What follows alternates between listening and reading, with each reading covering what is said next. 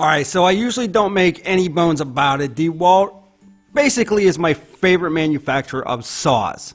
That's including circular saws and table saws. This here is the new table saw, and boom, there's the model number, DWE7485. Now there seems to be a love-hate relationship with this newer saw online from some of the reviews that I read. So what we're going to do on this video is use and abuse, slice and dice. We'll talk about all the things that I do like and some of the things that I don't. But before I do that, make sure you get subscribed and hit that bell notification so you don't miss out on any other tool reviews. And if you could smash that like button, it'd be greatly appreciated. Alright, let's take a look at the 7485. Now, let's talk about build quality first. I've heard a lot of people talking about there's too much plastic on this saw, but if you've used any of the previous compact table saws, they've all been built the exact same way. If you've used the D745, well, it's basically the exact same saw with a few changes. And yeah, it has the rack and pinion system, which I love. I really can't go back to any other table saw that does not have this system just because it works so well and it's so easy to use,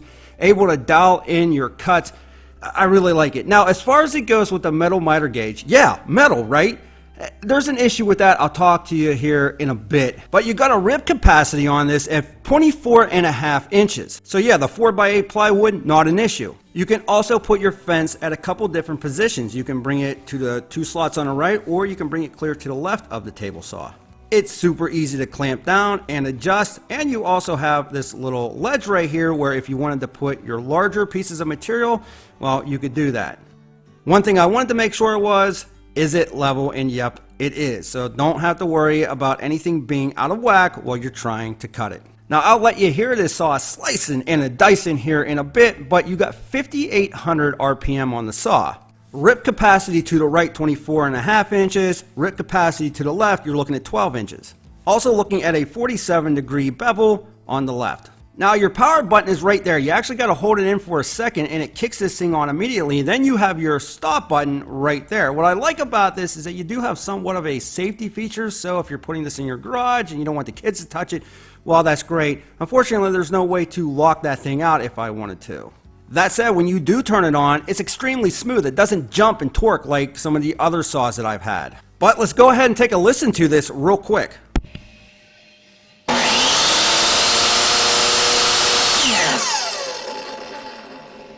So you do have those 15 amps to rotate that 8¼ inch blade. And let me tell you, it's just so smooth. In fact, it's a lot smoother than the 745. Now, I've been ripping through plywood like nothing on this for the last few days with no issue, but I want to try the nasty and check out that dust collection system. On the back of the blade guard, you do have an area for a smaller shop vac. I'm going to run some MDF through this, and I'm going to let you see how well it does or how well it does not do. You also have your larger dust extraction point for your larger vacs, such as your rigid, which works excellent. Let's test the larger port first.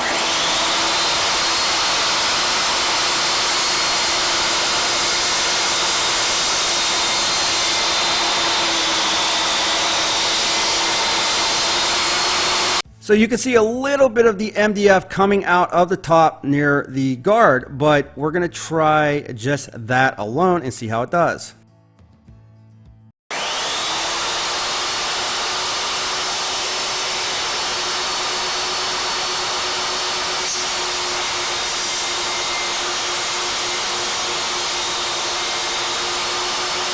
And not so good. If you're using it by itself, I wouldn't recommend it. If you wanted to completely capture all the dust, then you can hook up 2 vacs, but who's really going to do that? I just don't think it works that well. Now, as far as it goes with your bevels, really simple to do. You just unlock it, bring it up to where you want to go. Again, 47 degrees to that way, and then -2 going to the left. Once you find where you want to be, well, just lock it down.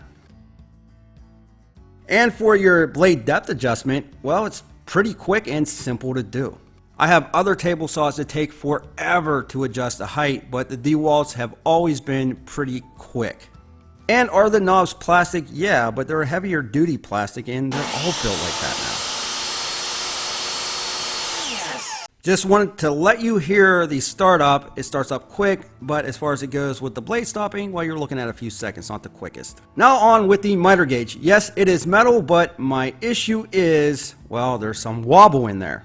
I was really excited to see that they came out with a metal miter gauge on their saw, because you just see those crappy plastic ones, but check that out. So I'm a bit disappointed with that. There is a fix, however. If you wanted to, you could take a little bit of 3M blue tape, throw that on the bottom here, and that will tighten it up to the point that it doesn't wobble at all, and it actually, well, goes pretty smoothly. I am, however, just letting you know that that is an issue. As for the rack and pinion, again, works flawlessly, works great. I love it. Can't use a miter saw without it because I'm so used to it and it just works so well. You can also put your fence down there if you wanted to. Just a lot of different adjustments you can make on this saw. And for being a compact saw, it really allows you to cut larger pieces of material. Now, speaking of cutting, I've seen a couple reviews on the Home Depot site stating that they were having issues cutting straight. Maybe they had a bad saw or maybe the alignment was out, but I have not had any issue with cutting straight or it not cutting straight. If anything, I think this probably cuts better than my other Dewalt saws, and I'm probably going to use this now instead of the others. Now, what else will you get? You'll get the guard. If you don't want to use that, well, you got the splitter here. It's an extra piece that you can throw on instead, and you got a nice little storage area for it. You do get all of your wrenches right here on the back. You'll get the miter gauge and the push stick. I do also want to let you know that this does not accept dado blades. That might be a deciding factor for some of you.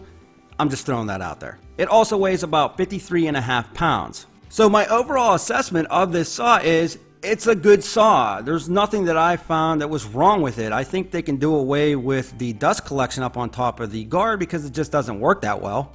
But you do got the metal frame going around and the heavier gauge plastic, which you have on all of the Dewalt compact saws. I've also heard a couple people say that it was loud. Well, it's a table saw, so yeah. All of the adjustments are super smooth, so I'm happy with that. There's really hardly any vibration and the cuts are really smooth. As far as it goes with that rack and pin, top notch. So I'm giving it the TRZ stamp of approval. I'll put a link in the description below for you to check it out. If you like this video, please smash that like button. It's greatly appreciated. Get subscribed and hit that bell notification so you don't miss out on any new tools coming your way. Find us on the Instagram page @ToolReviewZone. With that, we'll be back with more videos soon.